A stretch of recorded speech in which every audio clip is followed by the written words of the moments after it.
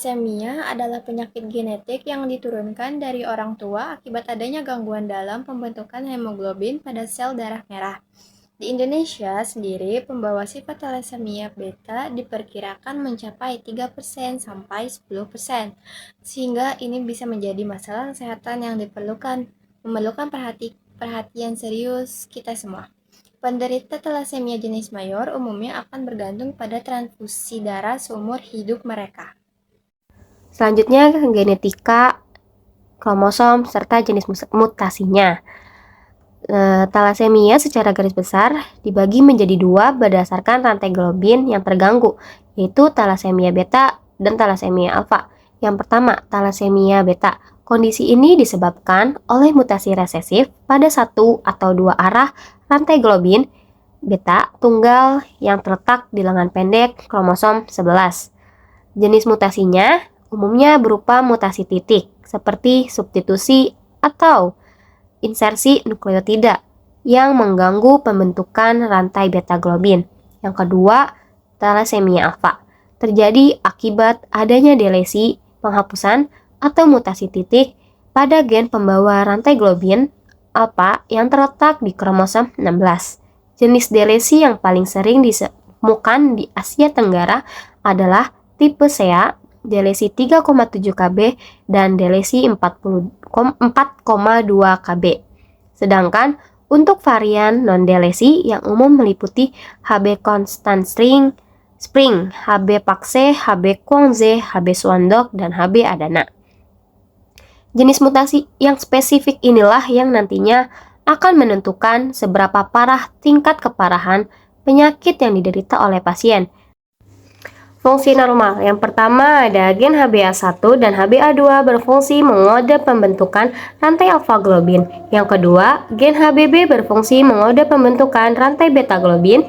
Yang ketiga, produksi rantai alfa globin dan beta globin yang seimbang menghasilkan hemoglobin normal. Yang keempat, hemoglobin dewasa HbA tersusun dari dua rantai alfa globin dan dua rantai beta globin, alfa 2, beta 2. Yang kelima, setiap rantai globin berkeikatan dengan satu gugus heme yang mengandung ion besi Fe2+. Yang keenam, gugus heme memungkinkan hemoglobin mengikat oksigen secara reversibel. Jadi, fungsi utama hemoglobin yaitu mengangkut oksigen dari paru-paru ke seluruh jaringan tubuh. Hemoglobin juga melepaskan oksigen di jaringan sesuai kebutuhan sehingga transport oksigen berlangsung efisien. Lalu, bagaimana mutasi gen pada thalassemia dapat mempengaruhi tubuh? Dampaknya dapat dilihat pada protein penyusun hemoglobin dan juga pada struktur sel darah merah. Yang pertama, dampak terhadap protein. Mutasi pada gen globin menyebabkan produksi salah satu rantai globin berkurang atau tidak terbentuk. Akibatnya, terjadi ketidakseimbangan sintesis rantai globin. Rantai globin yang tidak memiliki pasangan akan menumpuk sehingga hemoglobin tidak dapat terbentuk secara normal. Hal ini mengganggu kemampuan sel darah merah dalam mengangkut oksigen. Yang kedua, dampak terhadap struktur sel. Kelebihan rantai globin yang tidak berpasangan akan mengendap di dalam sel darah merah dan merusak membran sel. Akibatnya, sel darah merah menjadi kaku dan mudah pecah. Kondisi ini menyebabkan pembentukan sel darah merah menjadi tidak efektif sehingga banyak sel yang dihasilkan tetap abnormal. Selain itu, bentuk sel darah merah menjadi mikrositik hipokromik dan limpa bekerja lebih keras menghancurkan sel darah merah yang rusak sehingga dapat terjadi pembesaran limpa. Berikut adalah gejalanya. Yang pertama, beta thalassemia dibagi menjadi 3 tipe, yaitu mayor, intermediat, dan minor. Thalassemia mayor muncul sejak usia dini dengan anemia berat dan memerlukan transfusi darah seumur hidup. Yang kedua, thalassemia intermediat memiliki gejala yang lebih ringan, hanya membutuhkan transfusi berkala, sedangkan thalassemia minor umumnya tidak bergejala dan tidak memerlukan pengobatan khusus. Yang ketiga, talasemia mayor. Dapat ditemukan anemia hepatoplesmegali, hepatopoiesis ekstramedular, serta manifestasi klinis seperti pucat, ikterus, vesiculi, and pembesaran perut. Dampak penyakit terhadap kesehatan pasien. Yang pertama, anemia kronik. Terjadi karena berkurangnya sintetis rantai beta globin yang menyebabkan pembentukan sel darah merah tidak efektif dan meningkatkan hemolisis. Jadi, pada penderita talasemia, produksi rantai beta globin berkurang sehingga pembentukan hemoglobin menjadi tidak normal. Akibatnya, sel darah merah yang dihasilkan mudah rusak dan jumlahnya berkurang. Kondisi ini menyebabkan anemia kronik, sehingga pasien sering lemas, cepat lelah, pucat, dan mudah sesak saat beraktivitas. Yang kedua, splenomegali dan hepatomegali. Hemolisis dan hematopoiesis ekstramedular menyebabkan pembesaran limpa atau splenomegali dan hati atau hepatomegali. Nah, karena banyak sel darah merah yang rusak, limpa harus bekerja lebih keras untuk menghancurkannya.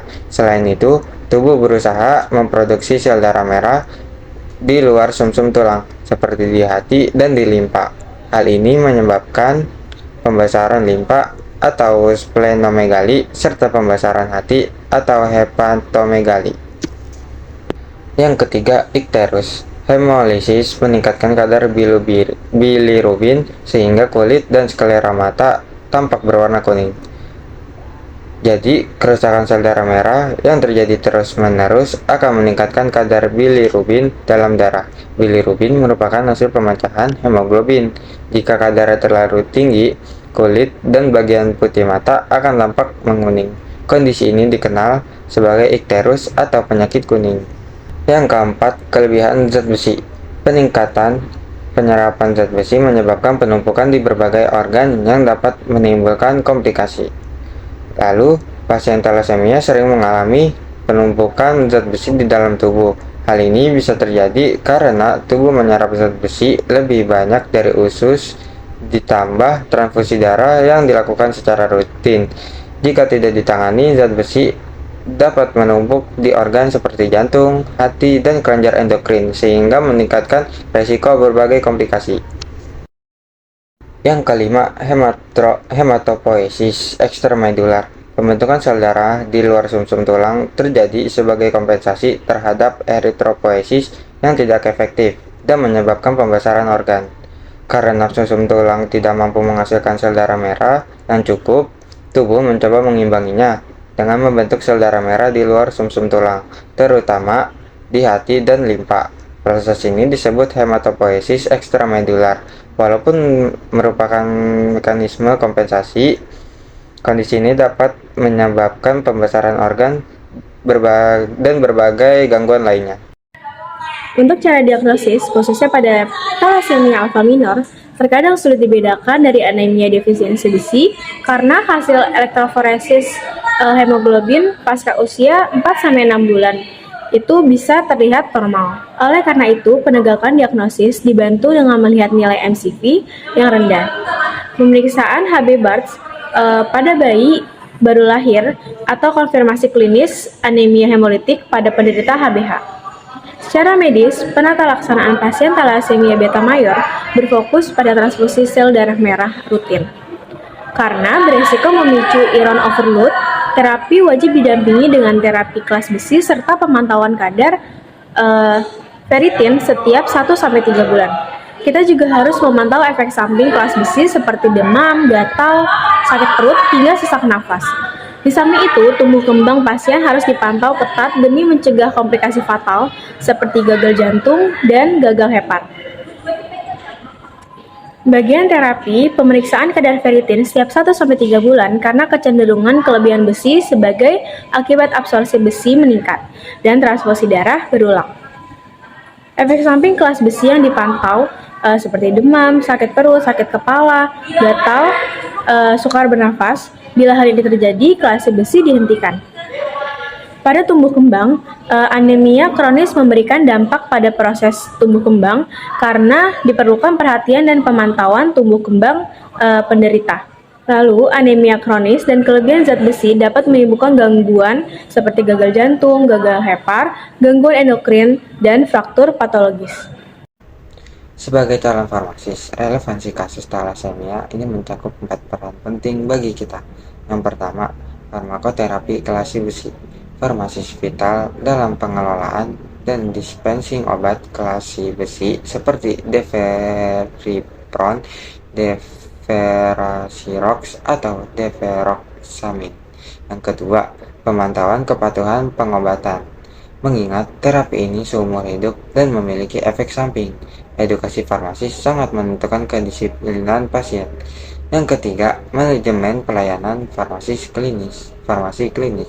Melakukan rekonsiliasi obat, memastikan ketepatan dosis berdasarkan kadar ferritin, serta memantau interaksi obat di rumah sakit.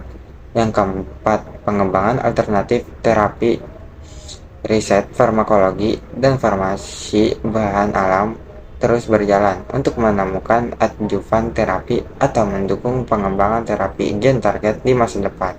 Sebagai penutup, tata laksana talasemia membutuhkan kolaborasi multidisiplin, dan farmasis memegang kendali penting dalam menjaga kualitas hidup pasien lewat pharmacare yang optimal. Sekian presentasi dari kelompok 5. Terima kasih atas perhatiannya.